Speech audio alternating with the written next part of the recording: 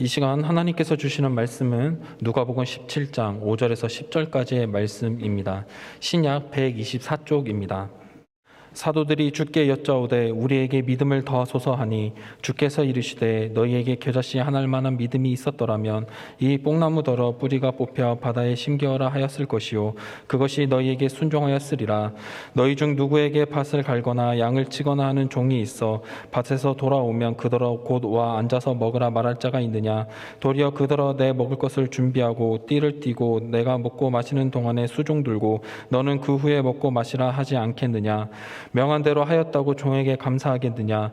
이와 같이 너희도 명령받은 것을 다 행한 후에 이르기를 우리는 무익한 종이라 우리가 하여야 할 일을 한 것뿐이라 할지니라. 아멘. 할렐루야. 오늘은 무익한 종 이런 제목으로 말씀을 전하겠습니다. 예수님의 제자들을 우리는 사도라고 부릅니다. 예수님을 따라다니는 것을 이렇게 우리가 이야기할 때 제자, 디사이플이라고 하고, 그 사도라고 하면 아포스톨로스 그렇게 이야기를 하는데요. 부름을 받았다 하는 그런 뜻입니다.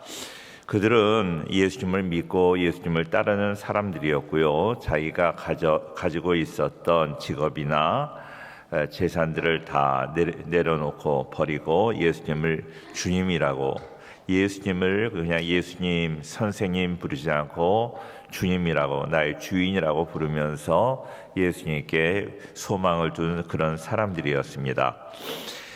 베드로가 제자들을 대표해서 이런 고백을 합니다. 요한복음 6장 69절에 있는 말씀인데요. 같이 보겠습니다. 시작. 우리가 주는 하나님의 거룩하신 자이신 줄 믿고 알았사옵나이다. 주님은, 예수님은 거룩한 하나님의 거룩한 자인 줄 알았다 하고 주님을 따랐다는 거죠.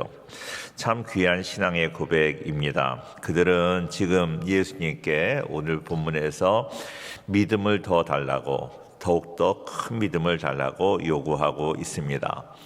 그들은 이미 믿음이 있는 사람들이었는데 제자로서 이제 세상에 나가서 하나님이 주신 그 사명을 감당하다 보니까 자기들이 믿음 없는 것을 알게 되었습니다. 그래서 내가 가지고 있는 믿음으로는 안 되겠구나, 더 큰 믿음이 있어야 되겠다, 그렇게 생각을 합니다.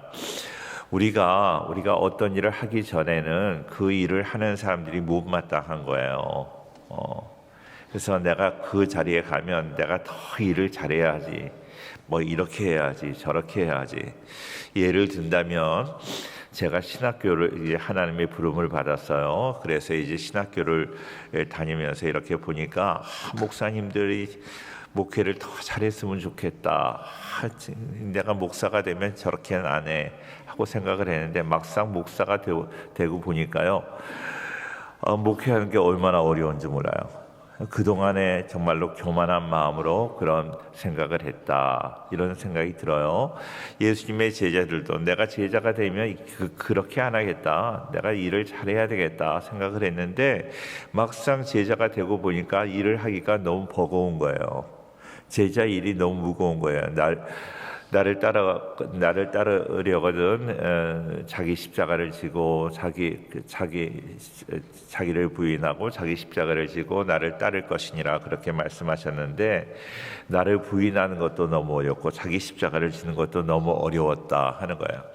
내가 지금까지 믿음이 있다고 생각을 했는데, 믿음이 있는데 그 믿음 가지고는 안 되겠다, 이렇게 생각을 하고 우리에게 더 큰 믿음을 달라고 이렇게 부탁을 했던 것입니다.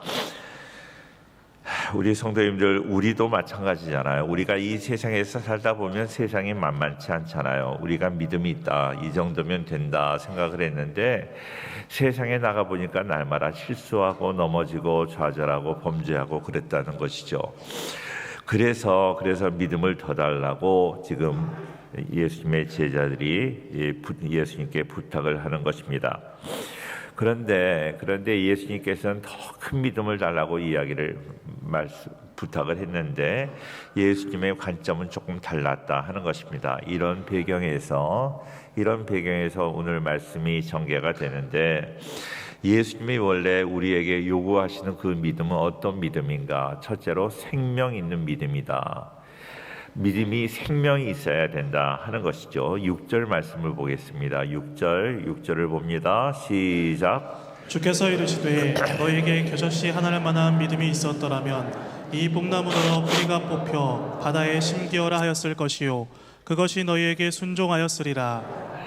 예수님의 제자들이요 사역을 하면서 복음을 전하고 예수님의 뒤를 따라다니면서 보니까 예수님의 사역이 그렇게 만만치 않은 거예요. 예수님의 진리의 말씀을 전하는데 그 말씀을 직접 얼굴을 대면하여서 그냥 직접적으로 얼마나 대적하고 반대하고 핍박을 하고 감당하기가 어려운 거예요. 그래서 하나님이 능력을 주시면 좋겠다, 더 큰 믿음을 주시면 좋겠다 하는 그런 생각을 가지고 있었다는 것입니다. 제가 신학교에 다니면서 보니까요, 신학생들이 학교에 다닐 때 공부를 잘 안 해요. 공부 잘 안 하고 신학교 공부하는 거 보니까 공부를 해서 그 목회 제대로 하게 될 것 같지가 않아요. 그래서 공부를 잘 안 하고 항상 그 신학생들 우리 동기 목사님들이 만나면 항상 하는 거야. 야, 뭐 공부 잘해봤자 목회 할 때는 공부가 필요 없다. 이제 그 기도원에 가서 산기도해서 막 금식기도 하고 부르짖어 기도해서 내가 은혜를 받고 능력을 받으면 그 능력으로 내가 목회를 잘할 수 있겠다. 원수들이 오면 막 기도하면 하나님께서 막 벼락을 쳐서 막 죽게 하고 막 이런 기적, 놀라운 기적.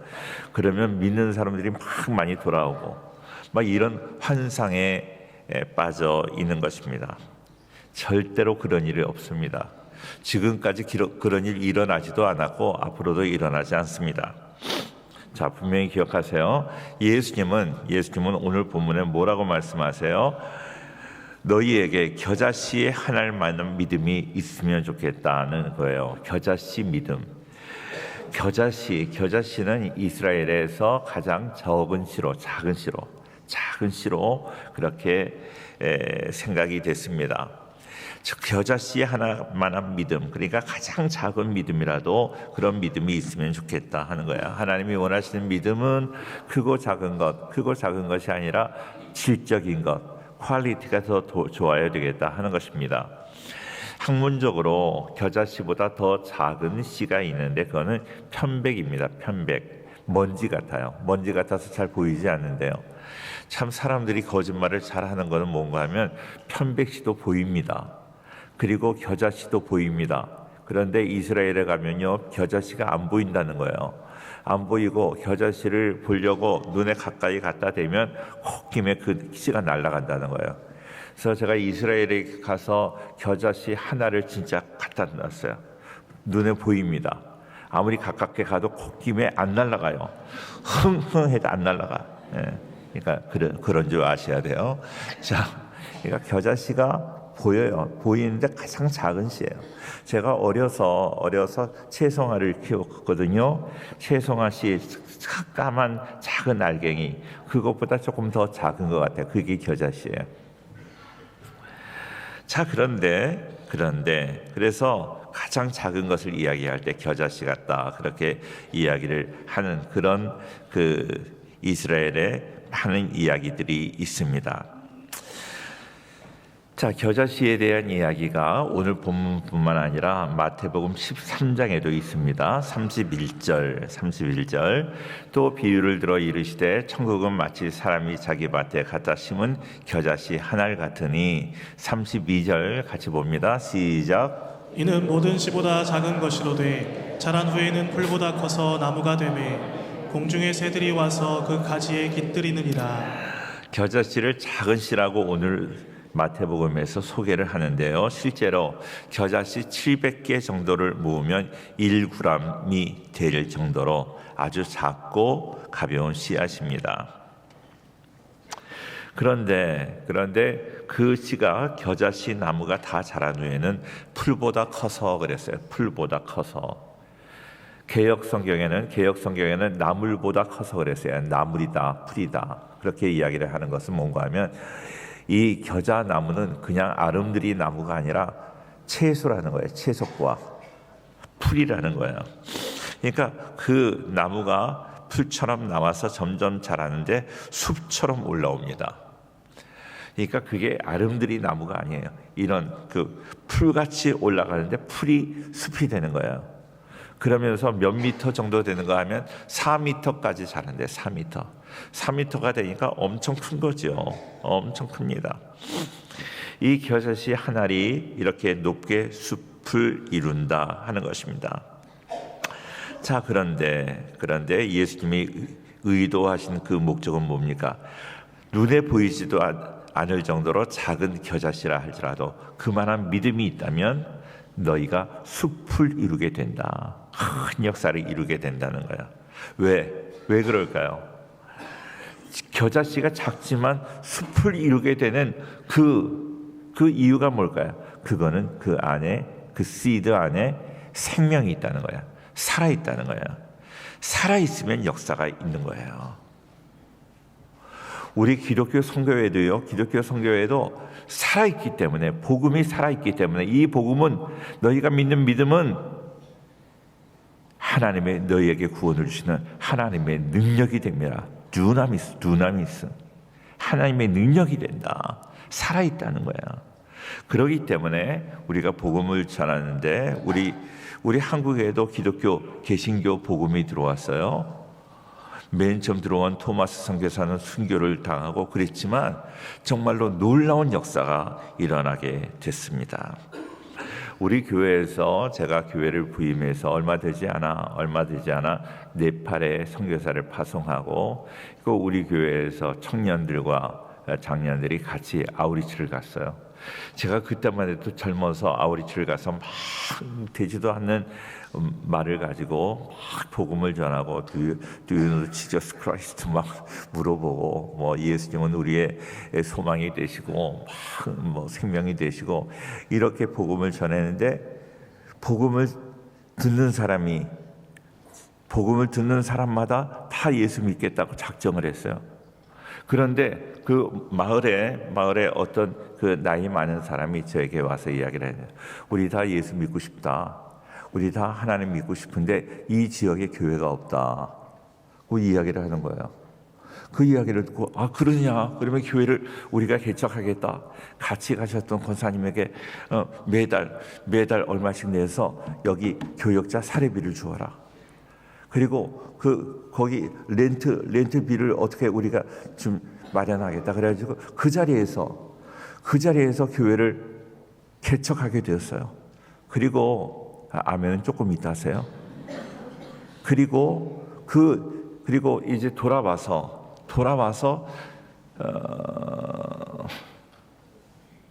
우리 부목사님 다른 분과 우리 장로님들 다시 한 달 만에 다시 보냈어요.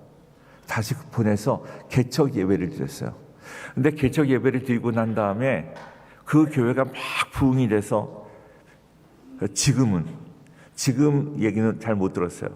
몇 년 전만 해도 500명이 모인다 그랬어요. 몇 년 전 이야기, 제가 여러 번 이야기 드렸지만 몇 년 전, 한 5년 전 500명이 모이고 그 교회가 개척한 교회가 5교회가 된다 그랬어요. 이때 아멘을 해야 돼. 목회 마지막 은퇴하는 날까지 아멘을 언제 하는지 모르면 어떡해. 할렐루야. 이게 바로 겨자씨의 그 능력이에요. 작은 것이 커진다 하는 거예요. 겨자씨가 큰 숲을 이루는 것, 작지만 우습게 보지 말라는 거예요. 그 안에 생명이 있는 거예요. 우리 교회가 적은 교회는 아니에요. 작은 교회는 아니에요. 그런데 작은 교회가 아닌데 우리 교회는 살아있어요. 왜? 생명이 있어요. 살아있는 복음을 믿고 있어요. 우리 성도님들은 살아있는 줄로 믿습니다. 자신 없는 사람은 아멘도 못하고. 자, 그래서 믿음이 크냐 작으냐가 중요한 것이 아니라 정말로 우리가 살아있느냐, 살아있을 때 하나님의 놀라운 역사가 있는 것입니다. 자, 그러기 때문에요, 부흥은 사람들이 교회가 인원이 많아지면 교회가 부흥돼서 그렇게 이야기를 하는데 그러지 않아요. 생명의 능력은 그 정도가 아니에요. 한 사람, 두 사람 더 모이는 게 부흥이 아니에요. 부흥은요, 교회가 새롭게 변화되는 거예요. 변화. 2023년도 올해 그랬던 걸로 아는데, 미국의 윌모어라는 지역이 있어요. 그 지역에 작은 마을이 에즈베리라는 그런 지역이 있어요. 그 지역에 신학교가 있고 일반 대학이 있어요. 근데 일반 대학 강당에서 사람들이 모여서 학생들이 와서 기도를 해요. 기도하고 회개하고 그 일이 계속 벌어지고 계속해서 몇천 명의 사람이 계속 모이는 거예요. 모였다. 그러니까 줄 서서 기다리고 있다가 사람들이 기도하고 나오면 또 들어가서 기도하고, 그 일이 몇 달 전에 있었어요. 그래서 그것을 보고 많은 사람들이 에즈베리의 부흥이라고 이야기를 합니다. 그런데 부흥은요, 사람들이 모여서 기도하는 사람이 많아졌다, 뭐 몇천 명이 모여서 기도했다, 그래서 부흥이 아닙니다. 부흥은 자기들의 변화뿐만 아니라 그 변화를 자기들을 뛰어넘어서 주변의 사람들, 주변의 이웃들, 사회의 변화까지 이어져야 되는 거예요. 그리고 지역의 변화가 나타나는 거예요. 과테말라의 알물롱가라는 그런 지역이 있는데, 거기에 막 교회가 부흥되더니, 교회 사람들이 기도하더니 지역이 변화가 되는데, 어떻게 변화가 되는가 하면 막 이렇게 불량자들이 다 회개해요. 불량자들이 회개하더니 이제 하나님께서 땅을 축복하여 주셔서 나는 농작물이 엄청 큰 거예요. 포도가 2배 정도 되는 거예요. 과일이 막 2배 정도 크게 되는 거예요. 그것이 과테말라의 부흥. 그래요. 우리 교회가 열심히 기도했더니, 인천의 다른 지역, 요즘은 다 그 개발이 안 되는 지역이 없는데요. 우리 이 지역이 개발될 때만 해도 다른 데가 먼저 다 개발된다고 그랬는데, 다른 데보다 먼저 이 지역이 개발이 되는 거예요.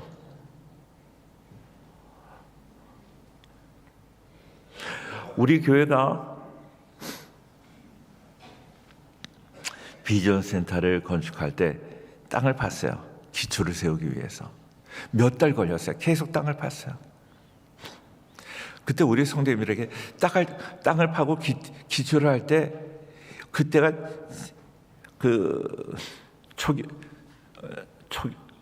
1월 달인가요? 1월부터 계속 했는데,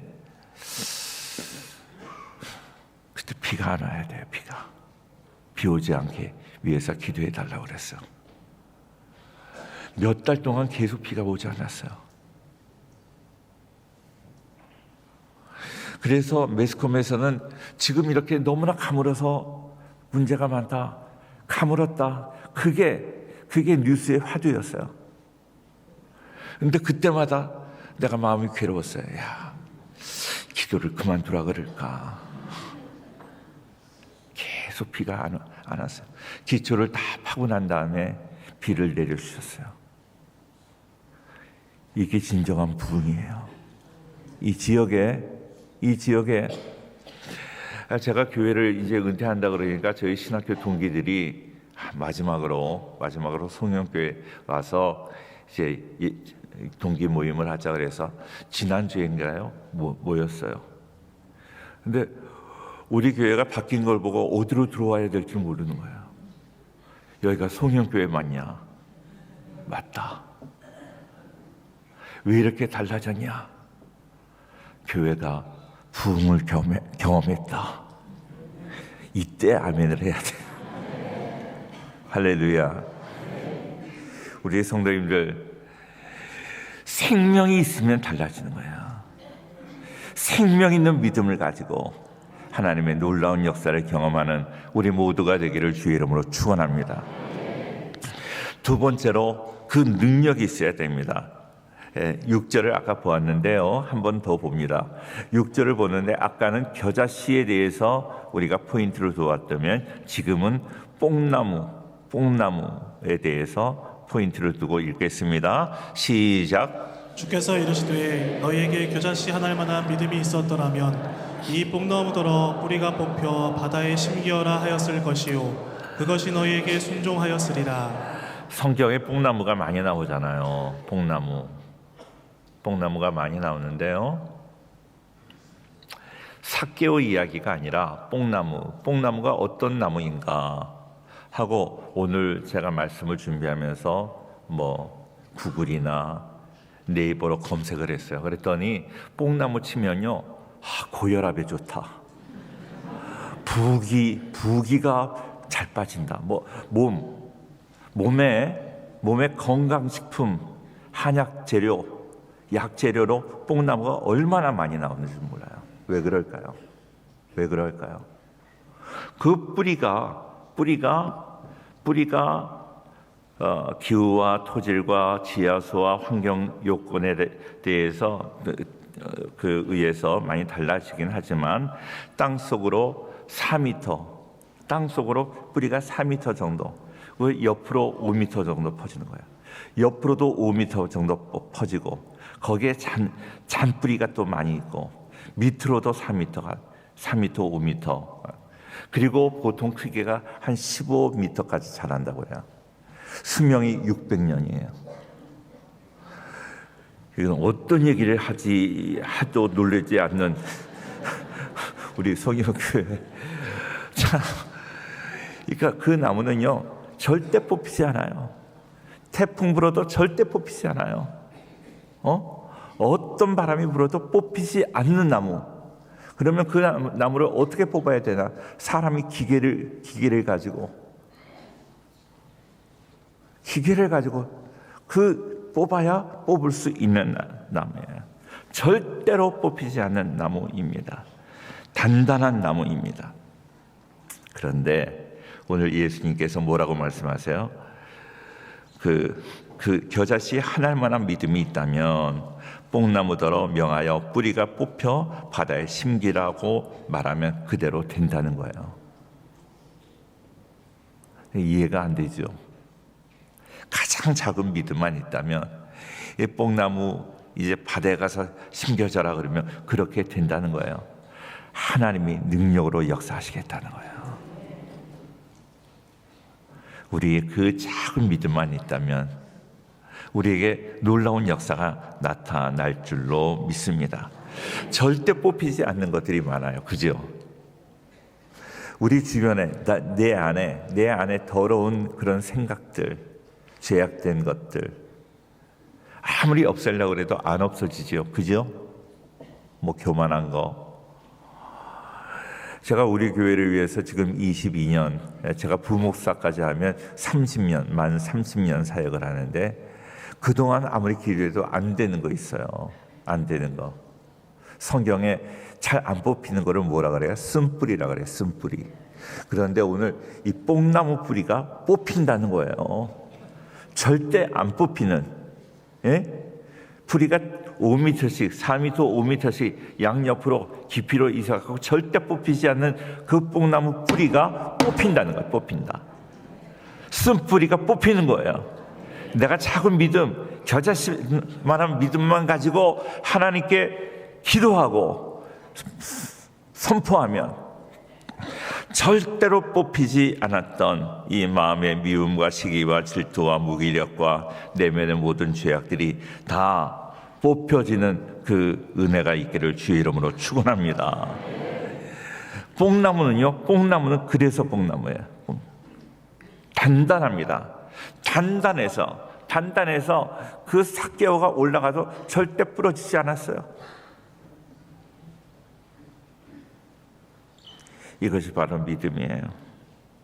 저는 우리 모든 성도님들 제가 오늘 마지막으로 이렇게 설교하는데 정말로 작은 믿음이라도 생명력이든 하나님이 지금도 살아계신다 하는 그 믿음을 가지고 내가 기도할 때 뽕나무 뿌리와 같은 그런 절대 뽑히지 않던 그 쓴뿌리도 다 뽑혀져서 하나님의 놀라운 은혜를 경험하게 될 줄로 믿습니다.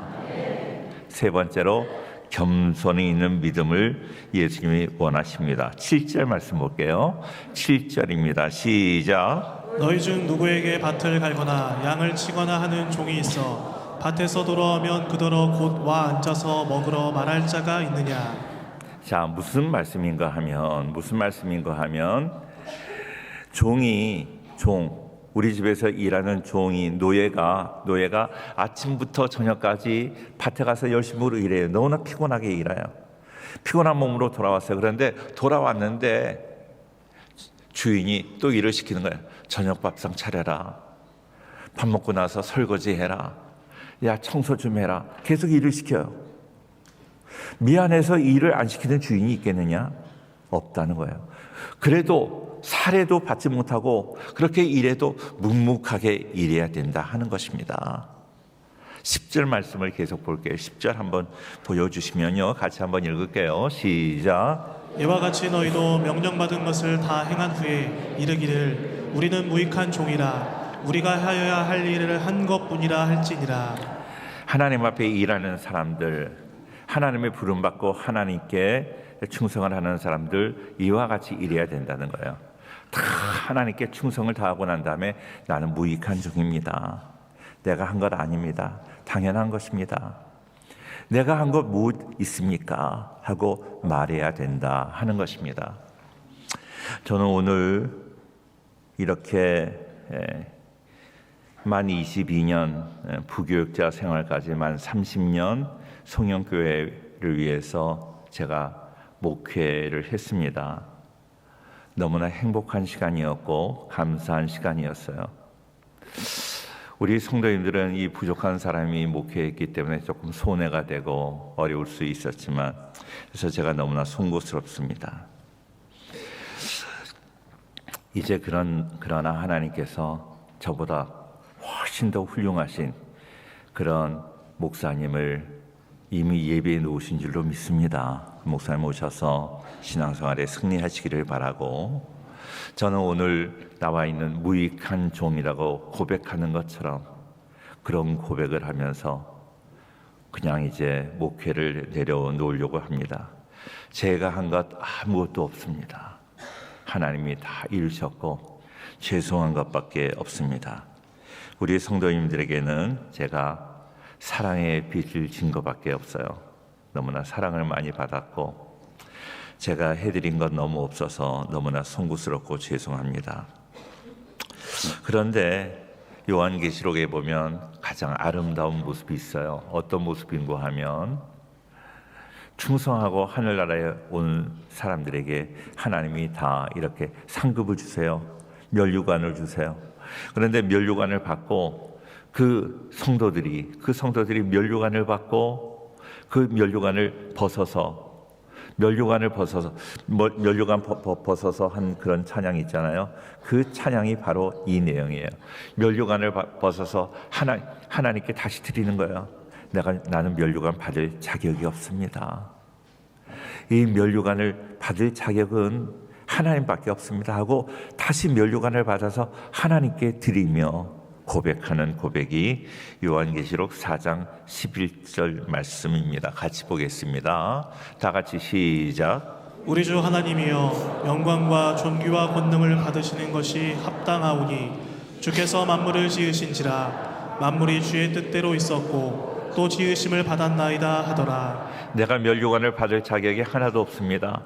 하나님만이 면류관을 받으실 자격이 있습니다. 나는 무익한 종입니다 하는 그런 고백을 드리는 그 모습이 하늘나라에서 저는 가장 아름다운 모습 같아요. 저는 그런 모습으로 하나님 앞에 사역을 내려놓고자 합니다. 그동안 부족한 종을 위해서 사랑해 주시고 기도해 주셨던 우리 모든 성도님들에게 하나님의 은혜가 넘쳐나기를 축원합니다. 기도하겠습니다.